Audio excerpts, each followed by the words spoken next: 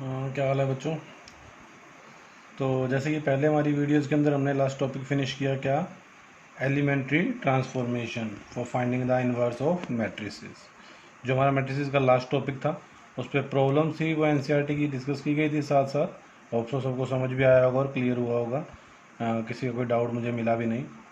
तो मैट्रिसेस के साथ जैसे हमने कहा था कि दो चैप्टर हमेशा अटैच रहते हैं, मैट्रिसेस एंड डिटर्मिनेंट। तो आज का टॉपिक जैसे कि आपको दिख रहा है, आज का टॉपिक है हमारे लिए क्या, डिटर्मिनेंट। डिटर्मिनेंट होता क्या, अगर इसकी हम एक जनरल डेफिनेशन बोले तो क्या कहेंगे, for every square matrix, for every square matrix A of order n, कोई भी square matrix order n, we associate a number, we associate a number real or complex, we associate a number real or complex with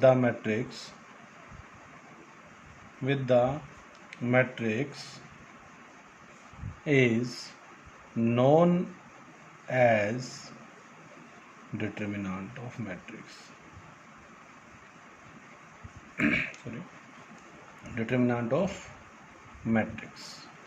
यानी कहने का मतलब बच्चों कि अगर कोई भी एक स्क्वायर मैट्रिक्स आपके होते हैं, डिटर्मिनेंट स्क्वायर मैट्रिक्स का ही निकलता है सिर्फ, कि कोई भी एक स्क्वायर मैट्रिक्स है, ऑर्डर उसका एन है, एन मतलब आपको पता है 2/2 3/3 जो भी होगा वो हो सकता है ऑर्डर। तो उसके साथ एक एसोसिएट कहते हैं हम एक वैल्यू, यानी उसको सोल्व करने के एक बाद रियल या कॉम्प्लेक्स एक रिजल्ट निकलता है, तो उसको हम क्या कहते हैं, उसका डिटर्मिनेंट। जैसे मतलब एक तरह से हम उसको न्यूमेरिक वैल्यू भी बोल देते हैं, कोई मैट्रिक्स जब सोल्व करके निकालते हैं। मैट्रिक्स जैसे कि आप जानते हैं नोटेशन, जैसे मैट्रिक्स की नोटेशन होती है उसी तरह से आपके पास डिटर्मिनेंट की भी नोटेशन होती है, क्या, दिस। हम छोटी क्लासों में इसको पढ़ते हैं मॉडुलस, बट यह बन जाता है डिटर्मिनेंट। यानी कि if A is a matrix, so this is called as determinant of A, determinant of A. So simple for example हम जल्दी समझ पाते हैं चीज़ों को, इसलिए एग्जांपल से मैं बात करता हूँ। पहले डेफिनेशन पता होना जरूरी थी, डेफिनेशन पहले से। If we have some matrix A 1 2 3 4, you have to find determinant of A. So you will write this. Okay, the procedure for finding the determinant is multiply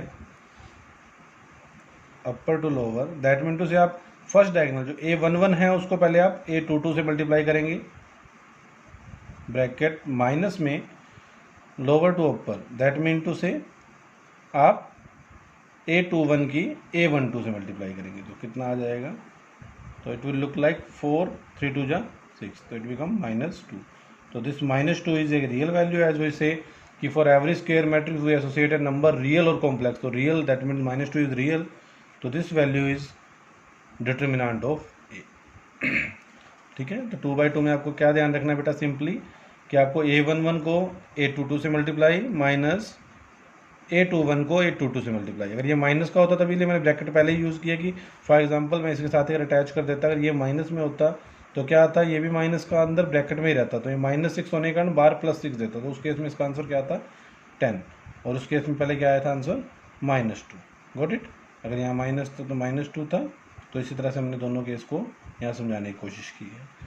again हमारे लिए क्या रहता है, अगर 3/3 की मैट्रिक्स होती है, मान लीजिए ऑर्डर इसका बड़ा कर दीजिए,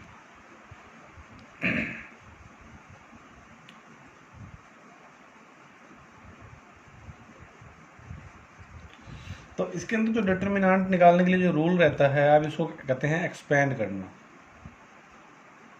ठीक है, एक्सपेंड करना। एक्सपेंड कैसे हो सकता है, अगेन मैं आपको ये छोटी चीज़ें जो मैट्रिक्स में पढ़ के आए कि भाई इनको रो बोलते हैं और इनको कॉलम बोलते हैं। तो यू कैन एक्सपेंड और you can say you can find the determinant of matrix by expanding by R1 R2 R3 C1 C2 C3, it's your choice, आप किसी तरह से भी निकाल सकते हैं। यानी अगर मान लीजिए मैं लिख रहा हूँ यहाँ पे expand by R1, तो आपके पास प्रॉपर्टी क्या रहती है बेटा, तीन, जब आप देख सकते हैं 3/3 के अंदर 2/2 तो बहुत ईजी है, 3/3 के अंदर हमेशा 3 एलिमेंट रहेंगे, चाहे आप रो उठाइए कॉलम उठाइए कोई भी, अगर A11 आपने ये उठाया तो A11 1 2 1 3 दिख रहा है, ये उठाया होता तो A11 2 1 और 3 1 दिखता, मतलब 3 एलिमेंट तो आपके पास है ही हैं। तो जो आपके पास मैट्रिसेस को एक्सपैंड करते हैं, जैसे इस एलिमेंट को हम जनरल एलिमेंट क्या बोलते हैं, A11 first row first column, ठीक है। तो उससे रिलेटेड रो और कॉलम को छोड़ देते हैं, यानी अगर आप इसके लिए देते हो इससे रिलेटेड रो और कॉलम आपने छोड़ दिया, तो इसके मल्टीपल में क्या आ जाएगा, 2/2 का डिटर्मिनेंट। Got it. अगर आप एक्सपेंड बाय R1 है तो R1 के 3 एलिमेंट हैं उनको यूज़ करेंगे, और ये 1 1 है तो साथ में लगता है -1 की पावर 1 + 1। Got it. प्लस -1 की पावर i + j होता है, तो जनरल रूल के अकॉर्डिंग हम इसके अकॉर्डिंग चलेंगे। तो फिर क्या आएगा आपके पास, ये A12 है आपको पता है, तो -1 की पावर क्या हो गया 1 + 2, तो A12। अब A12 के इंटू में क्या आएगा, वही रूल, बिल्कुल अब कुछ अलग सोचना नहीं है। A12 के लिए निकाल रहे हो तो क्या आएगा बेटा, उसके रिस्पेक्टिव जो रो है और उसके रिस्पेक्टिव जो कॉलम है उसको भूल जाओ, तो क्या बचा 4 6 7 9, वो लिख लो यहाँ। फिर प्लस में -1 की पावर 1 + 3, क्यों, अब समझ आ गया होगा, बिकॉज इट्स A13, तो A13 है वो लिखा जाएगा साथ, इंटू में उससे रिस्पेक्टिव कॉलम और रो को छोड़ दिया, क्या बचा 4 5 7 8। Got it. तो क्या आ गया हमारे पास, अगर आप ध्यान देंगे तो -1 की पावर 1 + 1 तो +1 हो गया था, A11 कितना था 1, और उसको आप जब सिंप्लीफाई करेंगे क्या समझाया आपको 2/2 के लिए, upper to lower minus lower to upper, so 45 - 48। Got it. फिर है -1 की पावर 1 + 2, तो ओड हो गया, तो बेटा ये एक तरह से क्या आ गया -1 आ गया। A12 कितना था 2, और इसको आपने सिंप्लीफाई किया, फिर से क्या आ गया अपर टू लोअर 36 - 42, प्लस -1 की पावर 1 + 3, इट्स -1 ⁴, तो इट्स +1। A13 कितना था 3 बेटा, वही अपर टू लोअर 32 - 35, सो कुल मिला के क्या आ गया -3, because 1 is nothing, it's -2 multiply by -6 and +3 multiply by -3, so you can say it's -3 + 12 - 9, तो वैल्यू बिकम 0, तो डिटरमिनेंट का रिजल्ट क्या आ गया 0, तो 0 is are real value also ना, सो बस कुछ भी आ सकता है, 0 भी आ सकता है, 1 भी आ सकता है, 2 भी आ सकता है, तो डिटरमिनेंट की वैल्यू क्या आ गई 0 आ गई। तो इस पर भी अगर अपना आगे कंसेप्ट आएगा कि डिटरमिनेंट अगर 0 आता है तो उसका मतलब क्या होता है।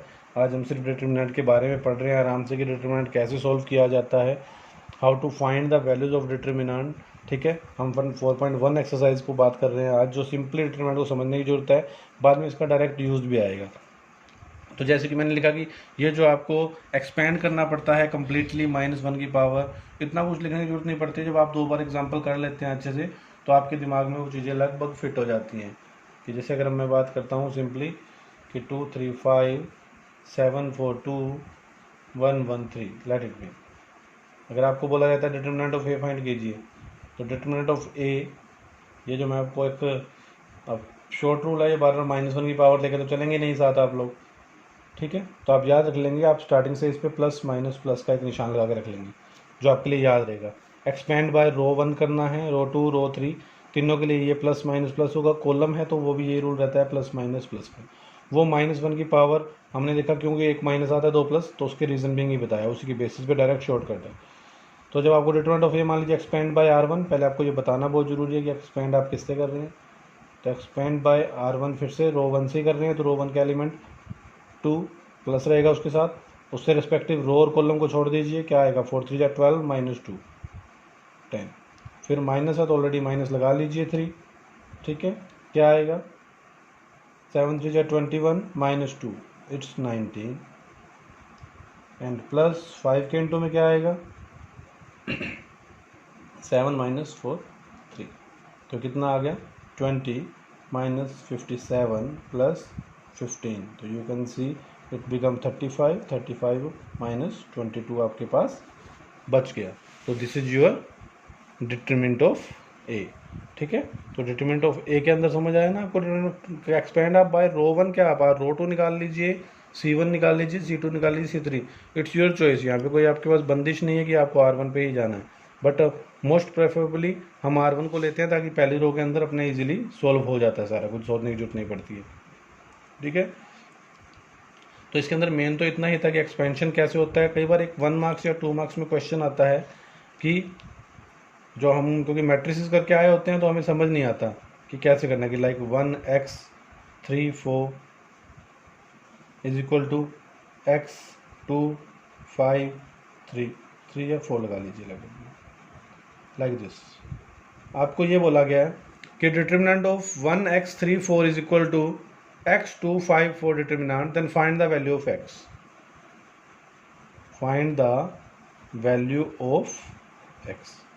तो देखो, अगर आपको थोड़ा सा ध्यान होगा ना, दो मैट्रिक्स अगर इक्वल होती थी तो हम क्या करते थे, कोरस्पॉन्डिंग एलिमेंट बराबर होता था, तो मतलब 1x के बराबर हो जाता था और सिंप्लीफाई करते हो। बच्चे वही सेम चीज सेम मिस्टेक करते हैं जिस कारण से जो मैट्रिक्स में पढ़ गए होते हैं। लेकिन ध्यान रखना बेटा, जब भी डिटर्मिनेंट लगा होगा तो डिटर्मिनेंट के अंदर कभी भी इक्वालिटी कोरस्पॉन्डिंग एलिमेंट में नहीं होती, क्योंकि डिटर्मिनेंट क्या होता है, determinant is a value, real और कॉम्प्लेक्स।